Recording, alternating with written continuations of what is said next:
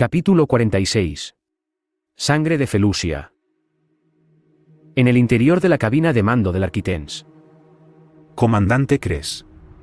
Nuestras tropas han tomado el supuesto refugio de los Gosan, pero informan que la resistencia fue mucho menos que la esperada.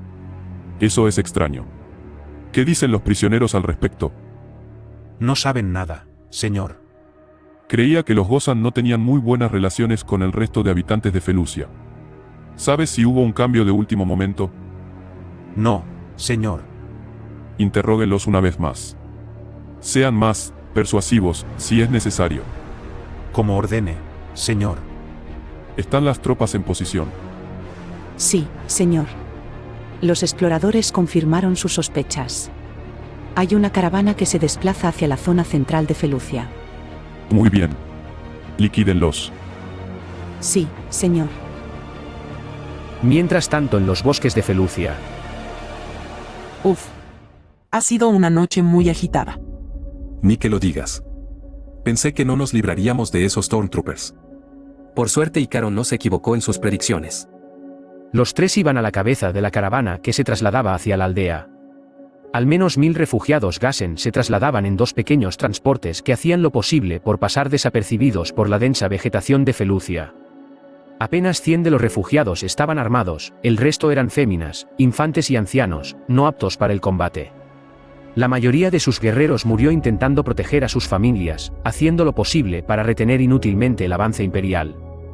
Los ánimos estaban por el piso, y solo podían escucharse las pesadas llantas de los transportes rodar sobre la tierra fértil de la selva, mientras todos iban en silencio, adoloridos por las pérdidas sufridas. El sol apenas se asomaba en el panorama cuando 2 caminantes salieron de entre la maleza y abrieron fuego contra el transporte de la retaguardia.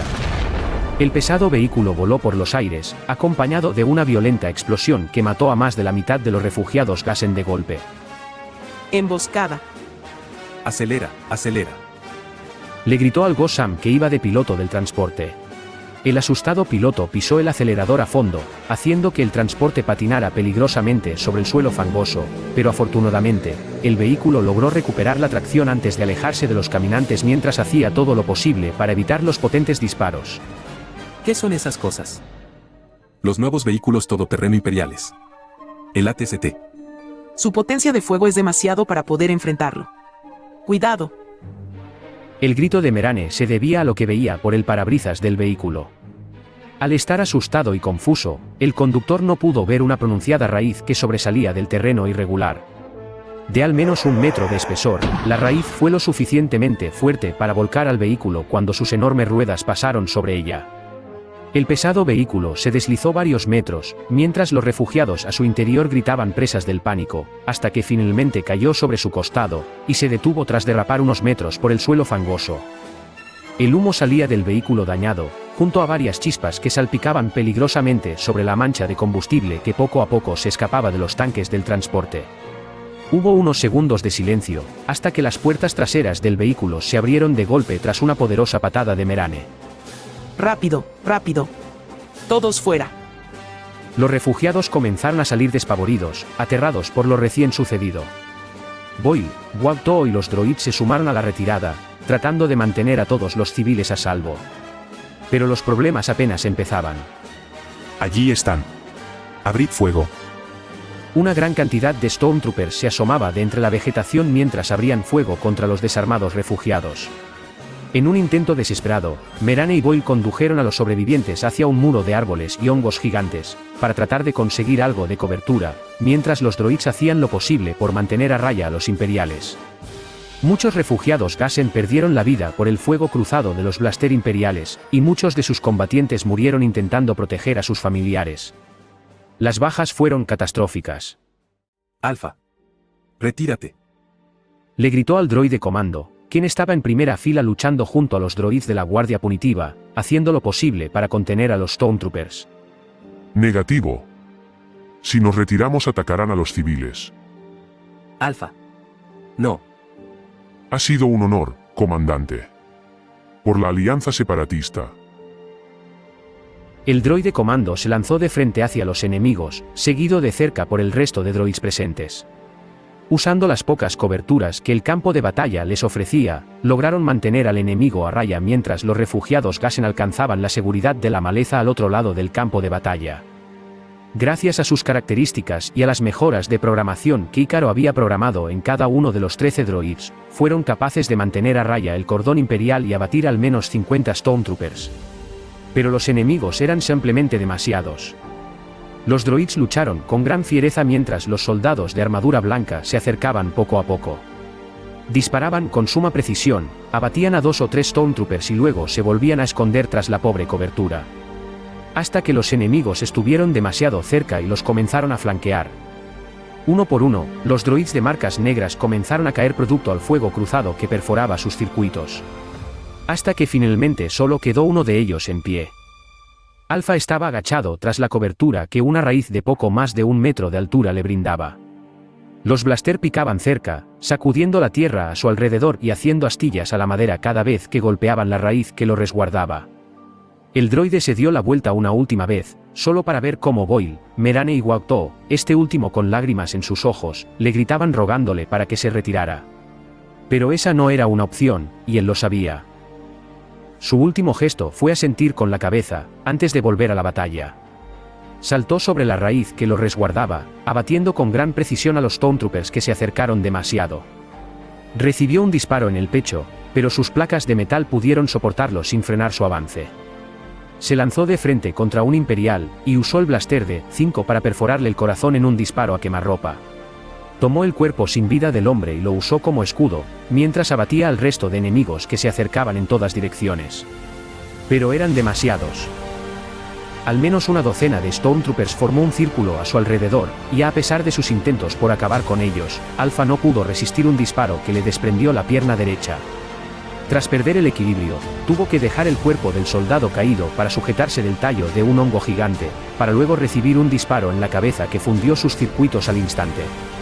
No sin antes lograr abatir a otros 3 Stormtroopers. ¡No! El grito del Lurmen resonó en esa zona del bosque mientras seguía disparando con su rifle de francotirador a los Stormtrooper que se acercaba al cuerpo del droide. Pero ya era en vano. Wakto. Wakto. Oye. Detente. El clon tuvo que agarrar al Lurmen desde la espalda y lanzarlo tras una cobertura para evitar que los disparos provenientes desde el otro lado del campo de batalla acabaran con su vida. Sin embargo, eso no detuvo la frustración del Lurmen, quien golpeaba el tronco de uno de los hongos gigantes para intentar desahogar su desesperación. Merane. Tenemos que salir de aquí. Lo sé, lo sé. Los guerreros Gozan tampoco resistirán mucho. Tenemos que llamar a Ícaro. ¿Dónde está el transmisor?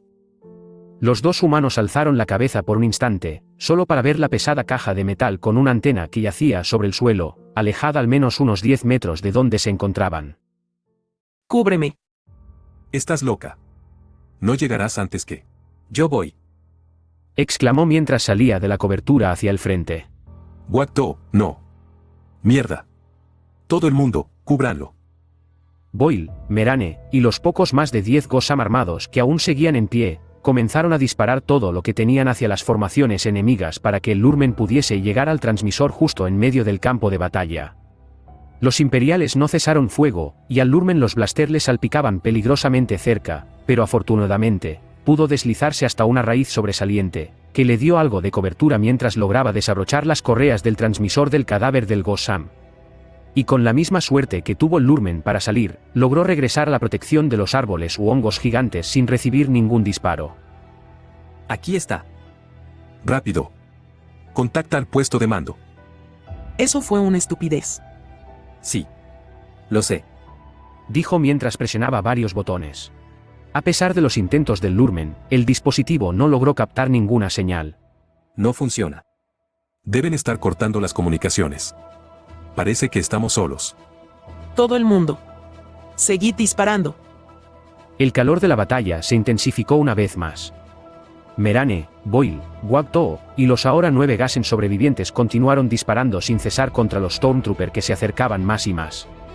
100 metros. 90 metros. 80 metros. Los soldados imperiales simplemente no podían ser detenidos. Y eran muchos de ellos. La emboscada fue todo un éxito. Los rebeldes perdieron sus 2 transportes y más de la mitad de los refugiados que lograron escapar perecieron en el intento. Si una cosa quedó clara, era que quienquiera que estaba al mando de esta operación, no tenía ninguna intención de tomar prisioneros. Ahora estaban solos, entre la espada y la pared. No importaba cuántos Stormtroopers derribaran, simplemente salían más y más. Para Boyle, le recordaban muchos las hordas de droids que se podían contar en millares. Siempre que derribaba a uno lo reponían 5 más. Pero estos no eran las chatarras contra las cuales solía luchar. Eran seres vivos, la mayoría humanos dado las políticas racistas del imperio. Pero eran mucho más efectivos que los droids. Y aunque inexpertos, podían mantener una batalla más pareja. Si se tratase de 1 contra 1, claro está. Pero habían cientos de ellos. Los pocos Gassen que quedaban en pie caían uno por uno, hasta que no quedaron más que Merane, Boy, Guauto y 2 Gassen que hacían todo lo posible por mantener la posición mientras los imperiales los rodeaban para flanquearlos. La situación no podía empeorar. O eso pensaban. En el fragor de la batalla, pudieron escuchar un escalofriante sonido metálico. Como el rechinar de 2 piezas de metal al chocar unas con otras, mientras unas potentes pisadas parecían sacudir la tierra y derribar los árboles que estuviesen en su camino. Eran los AT-ST, que finalmente habían llegado a ese lugar del bosque de hongos. Apenas pudieron alzar la mirada entre sus coberturas, y pudieron ver con terror las imponentes máquinas que se acercaban poco a poco. Sus poderosos cañones blaster abrieron fuego, impactando contra la vegetación que apenas les proveía algo de protección. Pero los próximos disparos podrían no errar. No tenían ninguna posibilidad de escapar con vida por su cuenta.